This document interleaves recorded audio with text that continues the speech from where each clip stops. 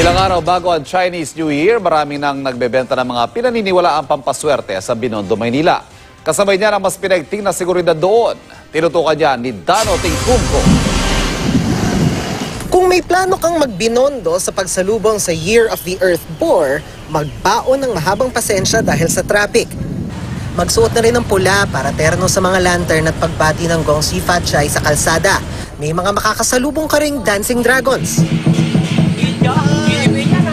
Ang matinding traffic sa Ongpin, sinabayan na rin ng mga nagtitinda ng pinaniniwalaang pampaswerte. Sa dinami-dami ng mga nirerekomendang pampaswerte, sa dalawang tema lang naman talaga siya umiikot. Kasaganaan sa pera, negosyo at karera at pagiging malapit ng pamilya. Halimbawa, ito mga prutas, kaya 12 fruits, 12 buwan sa isang taon, bilog, pera, ibig sabihin, kasaganaan. Ang gabi at luya naman, ang puno, magulang, ang sanga, mga anak. Mga pangsabit sa bahay, ganun din ang ibig sabihin, bilog, pera.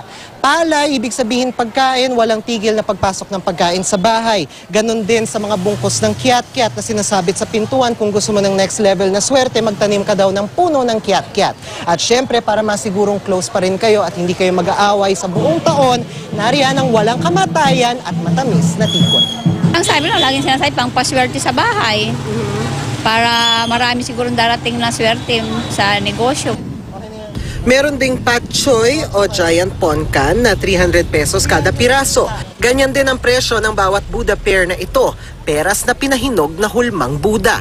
May kamahalan din ang pantaboy daw ng malas na golden fern plant sa presyong 1,500 hanggang 5,000 pesos. Pangtanggal ng mga bad spirit. Kaliwat kanan na rin ang bumibili ng mga charm at kumukonsulta sa mga feng shui expert tulad ni Johnson Chua. Nandun yung namin paniniwala na parang ito, mga makatulong ba sa yung other things like yung wealth, health also.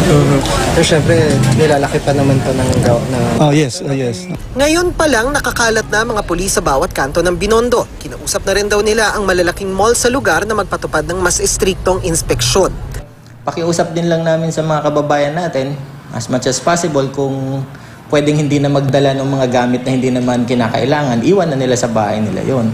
Kasi yung frisking natin sa mga main gates medyo mas mahigpit. Dano Tingkungko, Nakatutok, 24 Oras.